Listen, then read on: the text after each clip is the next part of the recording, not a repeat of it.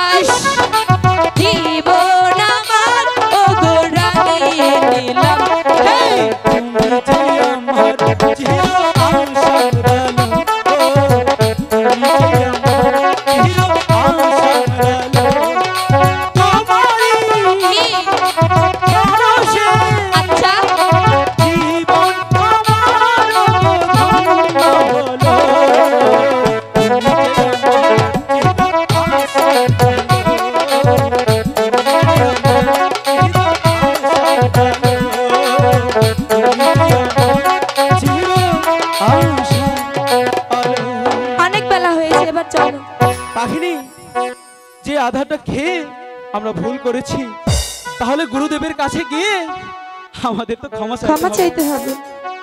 চলো চলো আমরা চলে যাই আমাদের সেই গুরুর কাছে। আচ্ছা।